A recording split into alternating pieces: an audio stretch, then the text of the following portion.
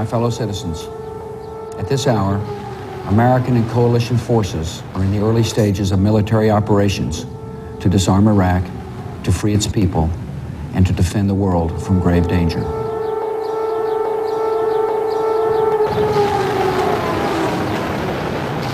It was the most intensive bombing campaign against Baghdad yet. From where I was standing on the balcony of the hotel where I'm staying, I could see building after building, one after another. I could see the bombs striking them, the missiles falling from the sky and reducing them to rubble. There were fires burning, the plumes of smoke rising hundreds of feet into the air.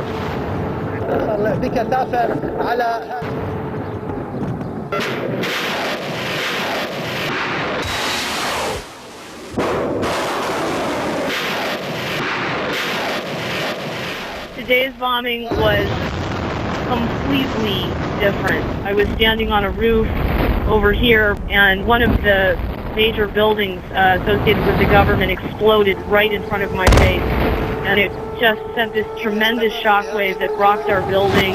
I mean, it was a very incredible sight to see smoke and fire rising very high into the sky and continuing explosions as we ran down the stairs to get away from it.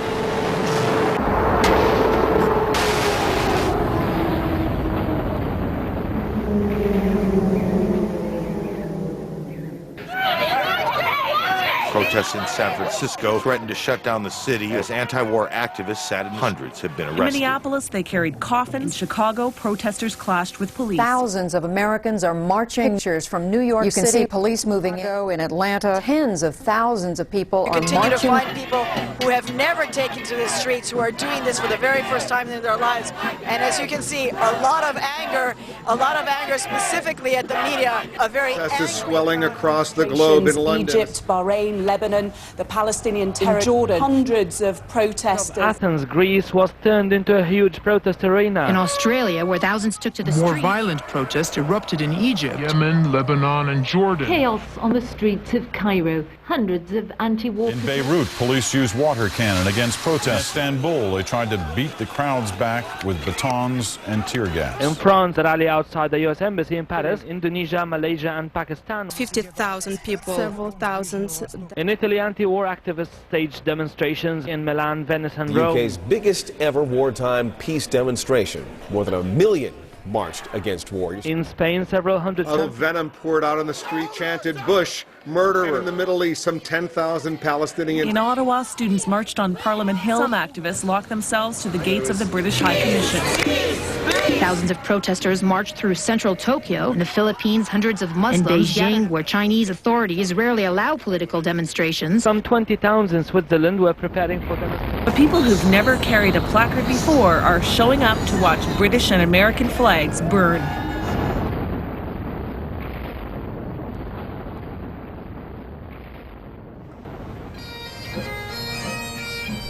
Responding to the invasion of Iraq by the United States of America, millions of people poured into the streets across the country and the world in anger, protest, horror, and grief.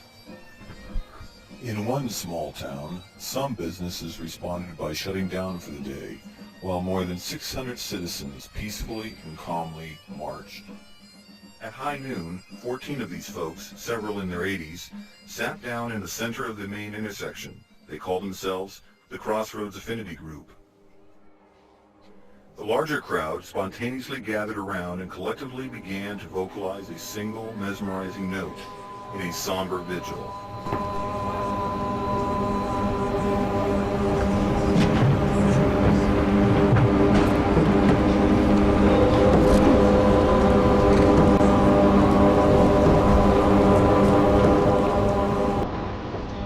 Finally, when the music of John Lennon's Imagine was played from a law office window, many were moved to tears.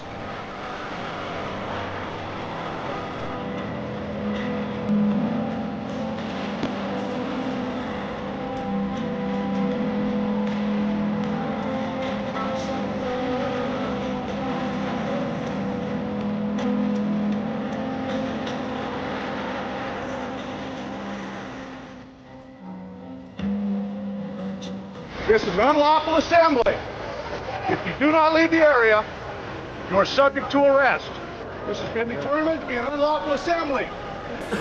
Anyone not leaving the area is subject to arrest. By 2:30 that afternoon, 42 people remained sitting at the Crossroads. They were politely arrested, but the charges carried a possible 6-month jail term. Some pled no contest in exchange for community service or minimal jail time, but 17 pled not guilty and proceeded to trial. One senior defendant, Betty Earhart, died before she could enter a plea. Their primary defense, international law established at Nuremberg, was essentially banned for a jury trial, so they all reluctantly accepted a judge trial in exchange for limited testimony of this otherwise forbidden material. Some defendants did not feel this agreement was completely fulfilled. The prosecutor asserted that these defendants threatened society with anarchy if not found guilty, even though many charges against much more disruptive protesters were dropped in other cities. Although lightly sentenced, the Nevada City judges found all but one of the defendants guilty on a variety of charges. Some paid fines, while others chose jail. Many people from the community completely understood why these upstanding citizens sat down in the Crossroads. Some did not, and others were even angered. God bless you. Chicken shit. This series focuses on the individual defense and aims to provide better understanding for this peaceful yet, to some, intolerable resistance.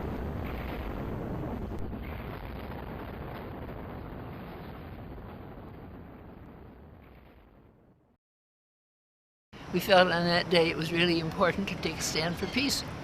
When the bombs started falling, we had tried everything to stop the war, but we wanted to show that we belong to that part of the world that doesn't want it.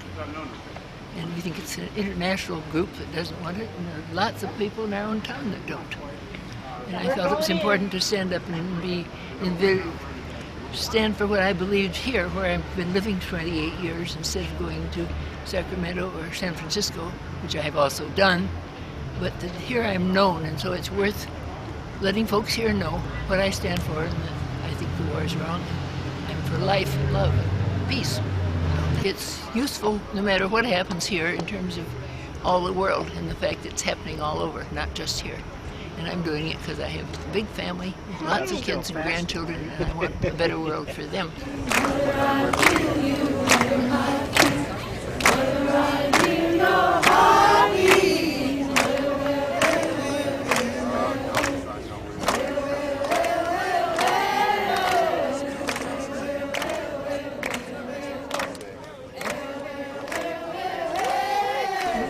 Why did you take the action that you took on March 20th? Why did you do this? Well, I tried to make that clear to the court, but I was muzzled, and so I spoke to that indirectly in here, saying the things that they wouldn't let me say. Basically, I came to uphold the law, which under the tribunal that sentenced Goering and that crowd, it was decided as customary law, flowing from the UN Charter and the Geneva Conventions in the interim, that they should not be executed without a fair trial. Secondly, that there would be no summary executions. And thirdly, that to prevent a rise of another Hitler, individuals, wherever they are, all throughout the whole world, should know that it's their responsibility to resist, even if it means breaking domestic law. So ironically, the United States argued successfully there would be no summary executions. They made the arguments. The two of the other countries wanted very much to just wipe them out and introduce the idea of individual responsibility. Now that we are going towards fascism and a police state, it's our responsibility especially to speak out. And so I went to the intersection trying to educate the public that indeed I was there to uphold the international law, part of the supreme law of our Constitution, and I was paying no attention to whether I was arrested or not, but suspected I would be. Therefore, I'm in a catch-22. You know, you support one law, but you break another.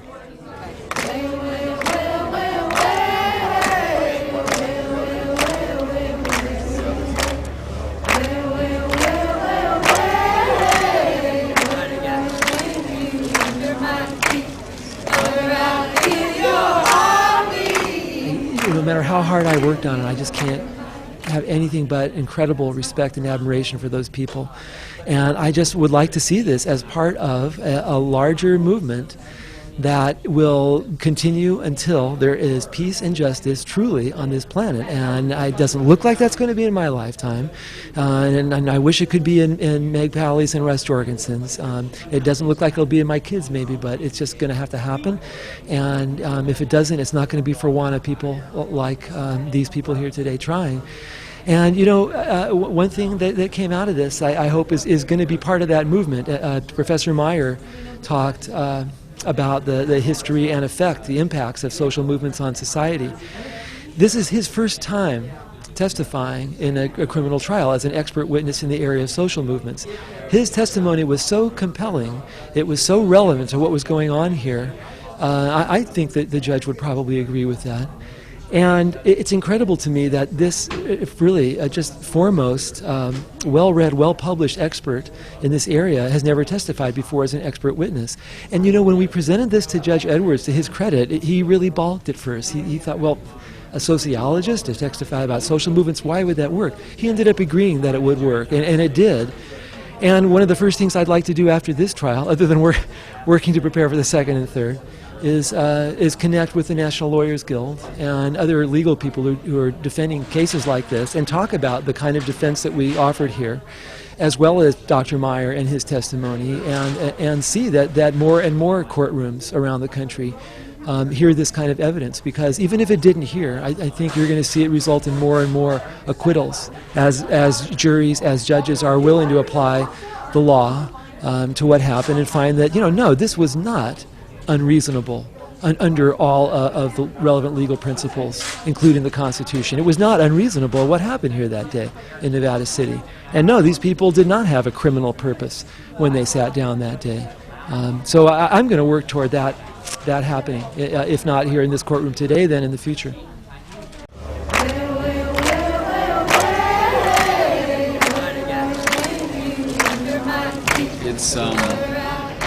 It's rarely admitted that the plowshares activists always try to use the Nuremberg defense, and the question is the degree to which international law is binding on courts in the United States. Okay. And courts in the United States are reluctant to allow that to influence them because it would open up a huge number of policies that could be subject to challenge.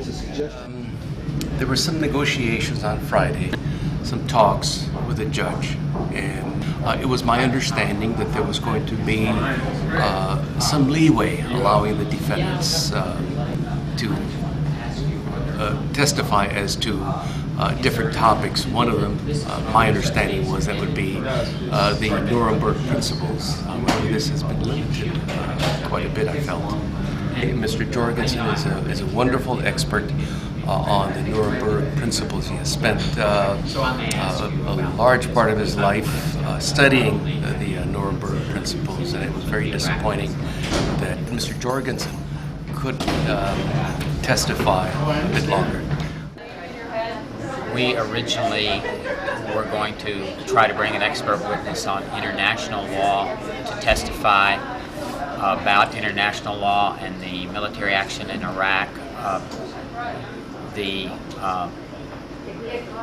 United States Constitution in the Supremacy Clause says that all treaties of the United States are the supreme law of the land, and then there are words to the effect in various treaties that say that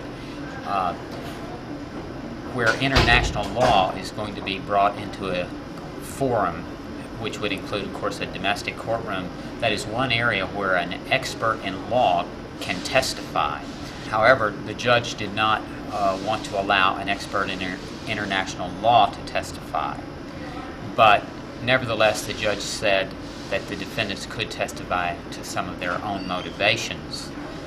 Even in a best case scenario where we were to convince the judge that the invasion of Iraq was illegal, a violation of international law, which then of course is a violation of U.S. law because of the supremacy clause, that wouldn't automatically mean that the defendants were not guilty of these charges. But it would help our chances, I believe. The one particular bit of testimony that was eliminated, it basically is a Nuremberg defense. Other than saying I relied on Nuremberg principles, Mr. Jorgensen was not allowed to expand upon that and to explain what that meant to him, and so he was somewhat cut off from his defense. Our position was that since international law and since the historical context provided so much background for the purpose of explaining the motivation of these folks, that was a very important thing for the judge to hear in the first instance, because motivation and the state of mind of these folks is so important in the elements of the crimes that are charged against them.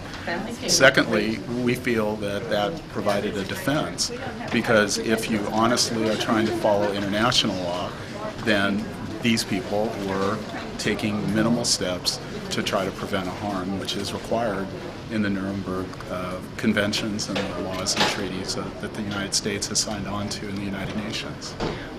We're talking about people sitting and blocking up traffic in their protest of the war. It has nothing to do with Nuremberg, it has nothing to do with the UN resolutions. It may be their motive, but it's not a defense, nor is it relevant here.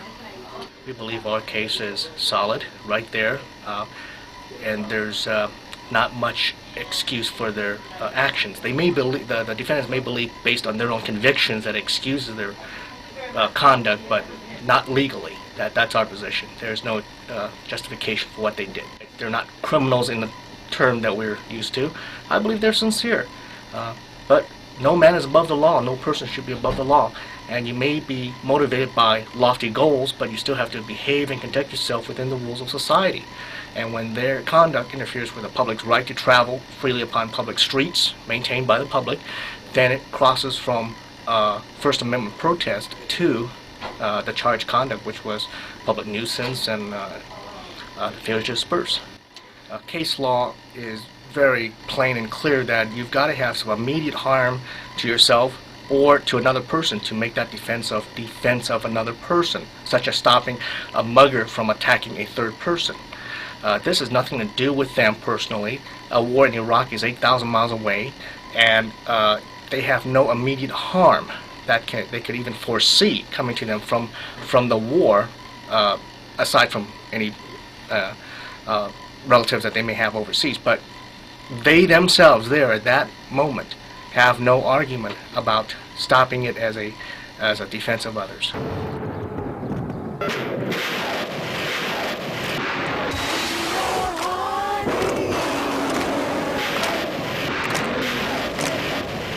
Today's bombing was completely different. It was, very in your face. I mean, it was a very incredible sight to see smoke and fire rising very high into the sky and continuing explosions as we ran down the stairs to get away from it.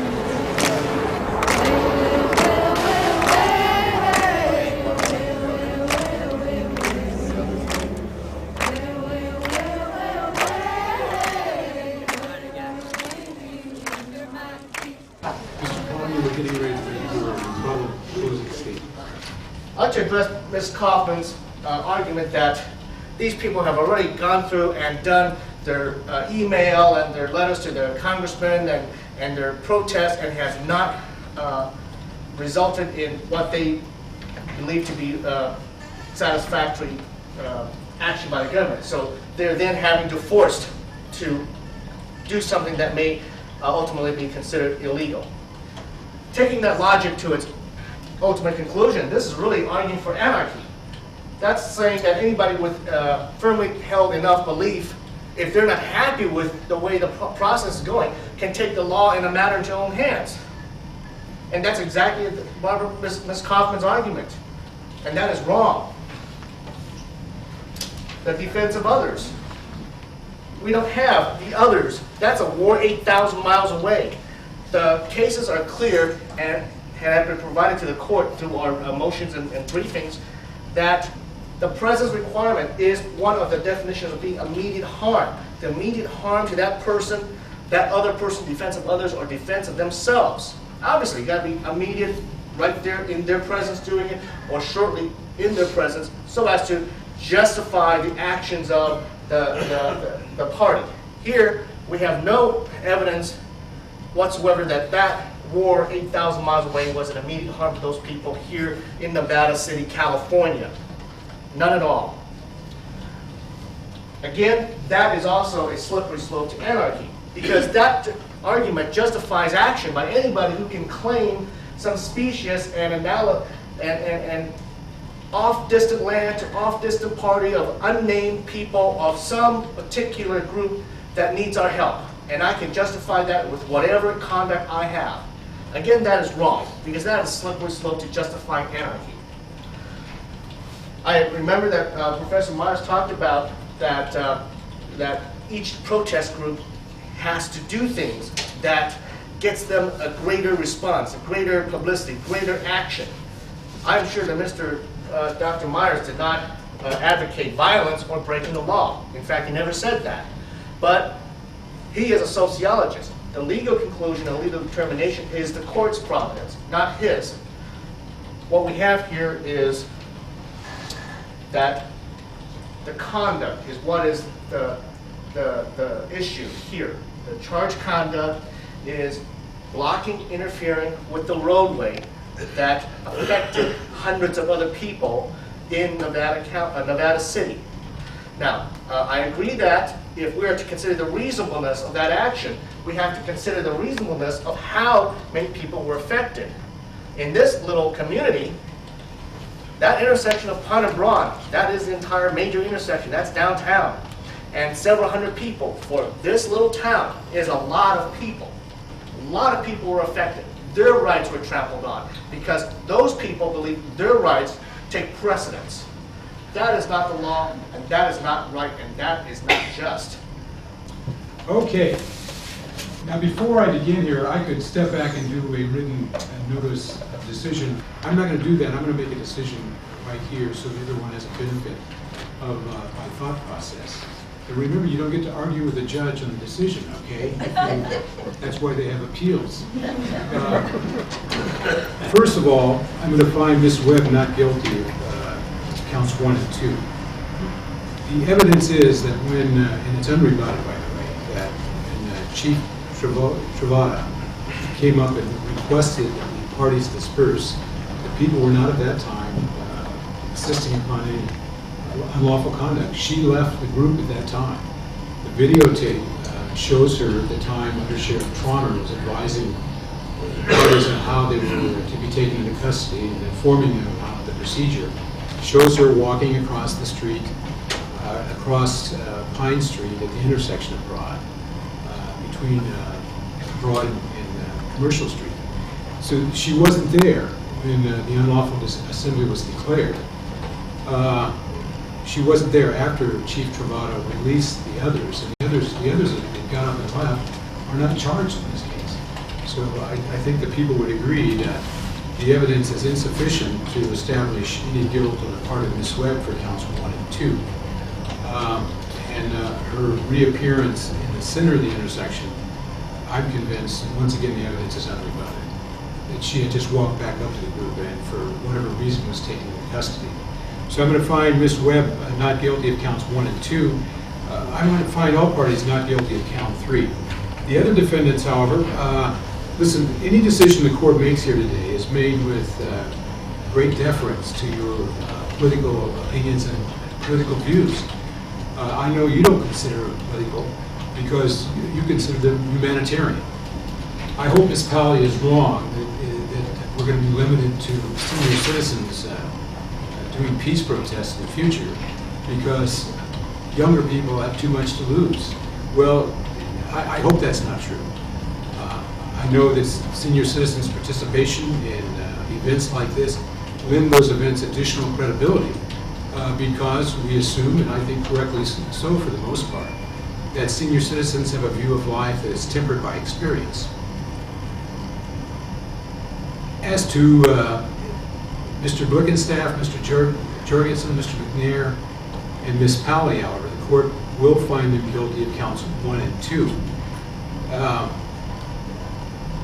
Clearly, the only question in regard to count 1 is whether or not their conduct was unlawful, their obstruction was unlawful. I think on balance, not on balance, it clearly was. And I think the parties in this case, going right to the point, knew their conduct was questionable. They talked about the possibility after they arrived at the scene of being arrested. They knew there was a chance of that. You simply don't block the intersection of even a small town, most busy intersection of the town, without having an intuitive understanding that you're doing something wrong. Clearly, the intent was there to block the intersection and to maintain the blockage after being warned by the Nevada City Police Department that they should disperse. I want to comment, too, while I'm thinking about it, on the conduct of the Nevada City Police Department, the Sheriff's Office, and the Highway Patrol. I think I agree with the comments of the defendants, and each of them in this case, that their conduct was professional and did nothing to exacerbate the situation. And in point of fact, lent dignity to the process. I also want to thank counsel in this case for pursuing vigorous defenses on behalf of their clients, no matter how attenuated those defenses might appear to be in the court, and I think I made my opinion known to you in conference once in a while. But somebody made the comment, I think it was Mr. Mayor, that judges have the right to do certain things. It may not have been Mr. Mayor, it may have been somebody else, one of the other attorneys. I have the power to do certain things, but I don't have the right to do certain things. I have the duty to uphold the law as I see it, and to apply the evidence to the facts of the case in a reasonable manner. I don't intend to shirk from that duty here today. Once again, whatever a judge does, I have the power to say that. In that, my utterance of certain words lends respect for the law only if it's consistent with the law and not a departure from the law. Once again, I'm going to find the 4 named defendants guilty of count 1 because the obstruction was unlawful, in my opinion, and that it continued on for an unreasonable period of time. Now, there's been an argument raised that, well, delivery trucks come and stop on the street. Well, the delivery trucks do come in Nevada City on Broad Street, and worse on Commercial Street, by the way, and stop and do block traffic. But that's an ordinary and customary historical use in the streets of Nevada City. I suppose if enough trucks did it, people could file complaints with the police department. But they haven't done so. By the same token, the use of these vehicles provides a benefit to the community, a benefit to the commercial community of Nevada City. Without this, they'd have to be carting their goods all the way from public parking lots onto the businesses on Broad Street and Commercial Street and Spring Street. So I don't see that as a defense. Neither do I see it as a defense that the city closes downtown for certain events. Those are planned events. Notices are given. People are given advance notice that it's going to happen to make a reasonable accommodation for those closures. Not only that, those events, I assume, and I think reasonably so, that these events where the downtown area is closed provide a benefit to the community. And people are given an opportunity to discuss that with the appropriate authorities who make decisions to close downtown Nevada City for things like Victorian Christmas or Joe Cain Day or other events that the Constitution Day, for example, other events that are appropriate and are a reasonable accommodation to the commercial interests of the community as well as the societal interests of the community in preserving its heritage. Count 2, of course, requires the commission of a predicate offense, that is, the commission of count 1, that there had to be an unlawful act. counsel is right that the court can only give a restricted meaning to the language of Penal Code Section 407. Mr. De La Fuente has quite wisely pointed out to the court that one of the requirements for a violation of 407 and inferentially 409 is that there is no evidence of violent, boisterous, or tumultuous behavior. So therefore, the violation of that count can only be based upon an unlawful act. The unlawful act in this case is the predicate offense of a violation of 372 of the Penal Code, 370 and 372 of the Penal Code. And that has been established beyond a reasonable doubt in the court's opinion. Now, that having been said, I had advised the parties that we would dispose of this matter much like an infraction case. And an infraction case would carry a $100 fine plus penalty assessments. For those of you who don't know what penalty assessments are, they're a tax on crime. They're a tax on crime. I think a $100 fine with penalty assessments is $317.50. I'll find in the interest of justice that a restitution fund fine should not be imposed. So, Mr. Blickenstaff, I'm going to impose a $317 fine, $317.50, I might add, fine, and ask how you want to pay that. I've given the parties an opportunity to I intend to give the parties an opportunity, as I explained to you in chambers, that if you were found guilty, to either do community service or pay this off, or handle it however you would like to. I have a proposal that there are various organizations that I would be very happy to contribute the $370 to. One which I would like to suggest is, I'm not sure whether you're familiar at all with the Heifer Project. They give more than just cows, but give various kinds of animals to impoverished people throughout the world. Now that you've mentioned that project, describe it. I have heard of the project. If you want to do that, that's fine with me. You want to donate $317.50 to a nonprofit organization, humanitarian organization, that would be fine. All right. I would be very happy to give that amount to the Heifer Project. Okay. And just so the clerk is satisfied that I've done my job, how soon can you do that? My wife carries the checkbook. Well, why don't we have you provide proof of that within 30 days? Okay. Mr. Jorgensen, your case would be resolved the same way by the imposition of that $317.50 fine, including penalty assessments. How would you want to address that? First, I'd like to say that as far as the penalty goes, or community service, I've been in community service all the time. I've been before you and at the intersection. So I feel I've done pretty well on that. Okay. We're not going to split semantics here. The community service would have to be with a duly organized nonprofit charitable organization. Right. Well, I already gave my fee to a profit, not nonprofit, but it's not a 501. That was a legal fund for this operation. Okay. That won't count, you understand? I understand. So I expect to serve time. And I expected also to have a couple minutes to read a prepared statement. Sure, it's your sentencing, you go right ahead.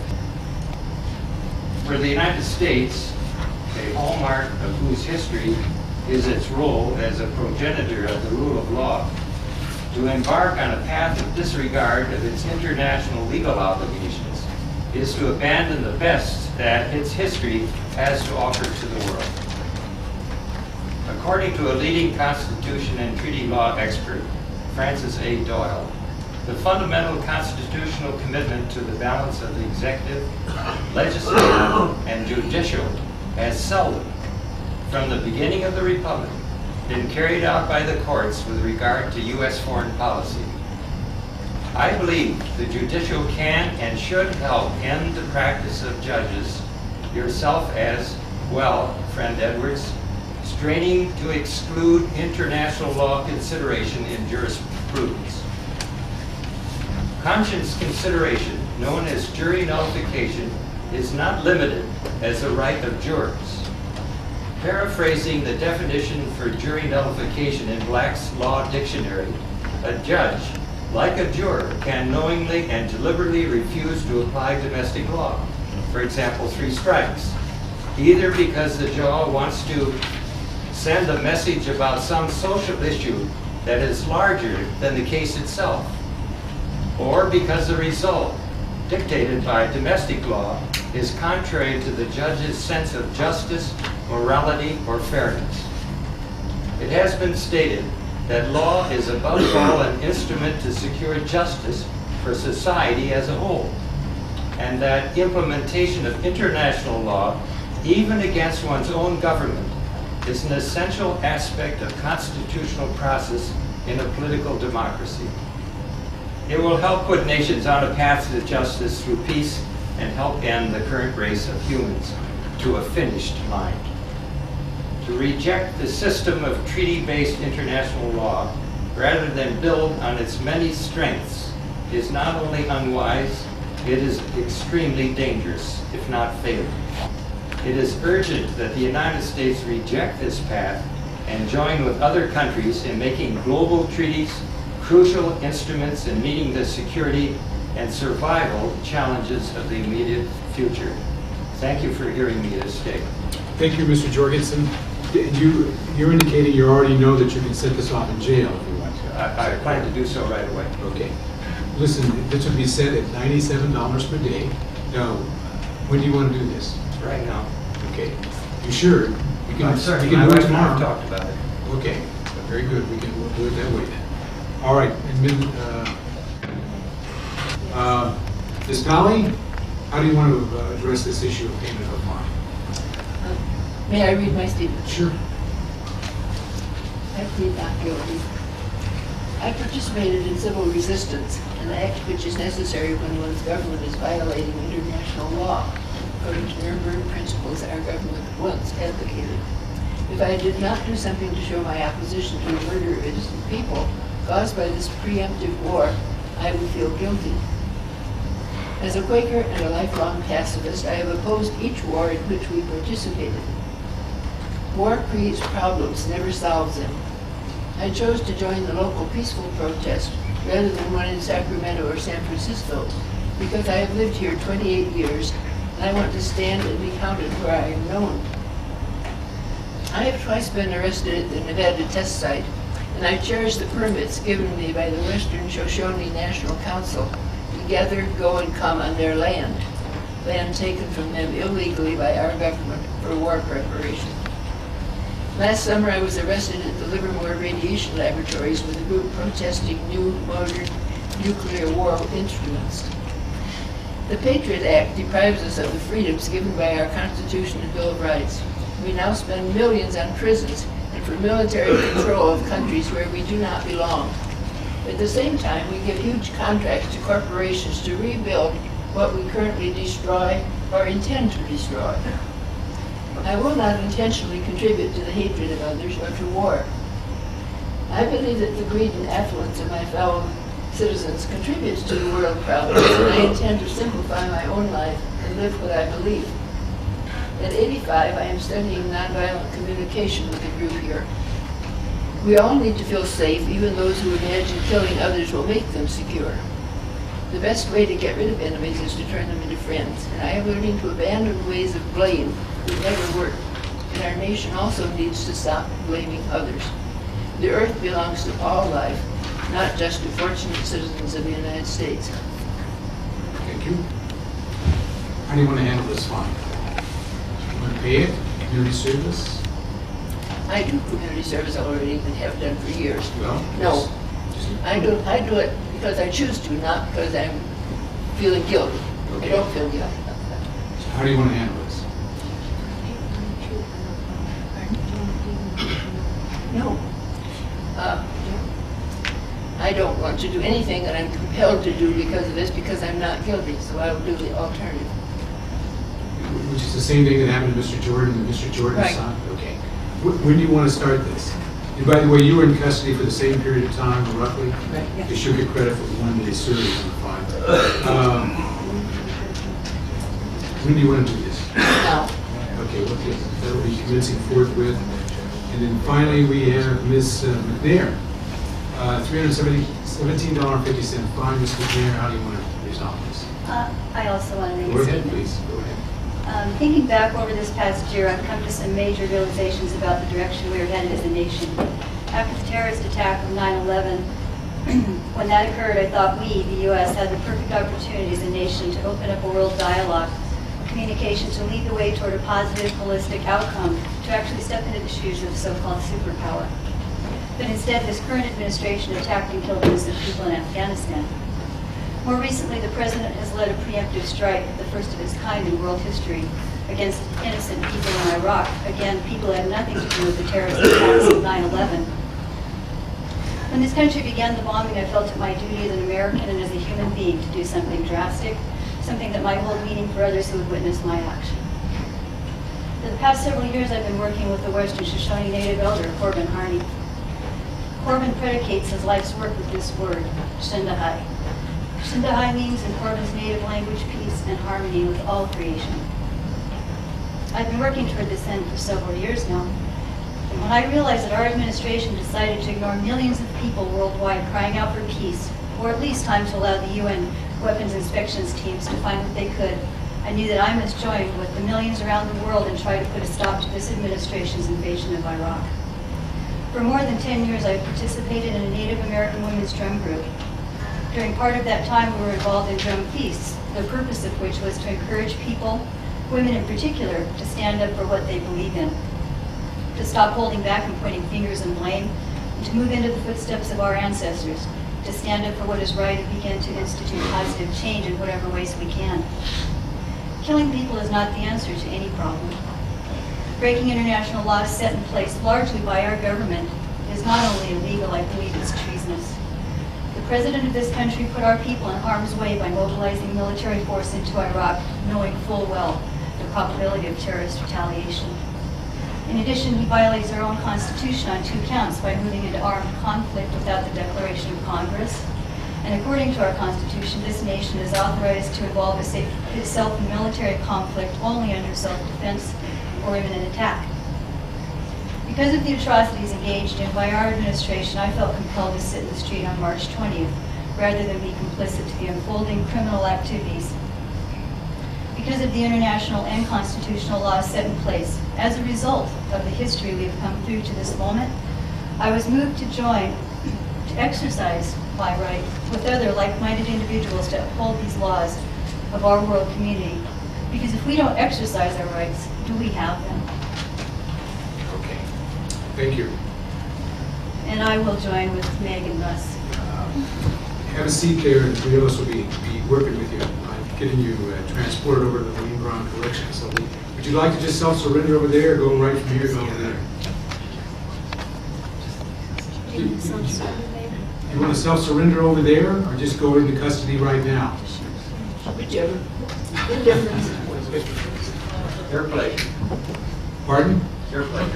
Well, I would just assume you guys self-surrender so you can have a few moments with your friends and family before you go into custody. Thank you. Okay? Listen, the three who are self-surrendering, we'll have you report over there tonight. If you want to eat dinner there, you want to skip dinner and eat somewhere else.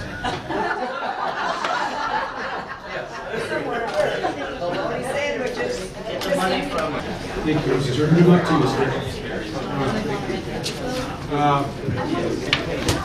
Ms. Powling, we'll have you self-surrender at 6 o'clock. Is that okay? Say that again?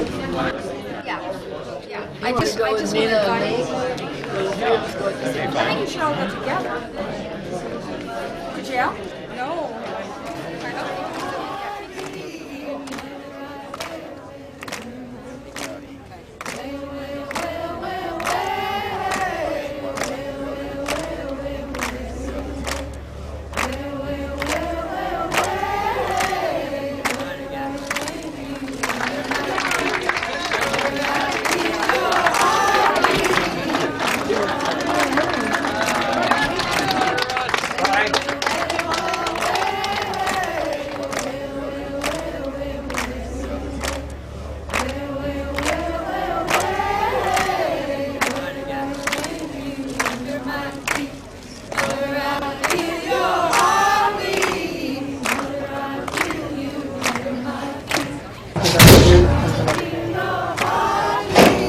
It's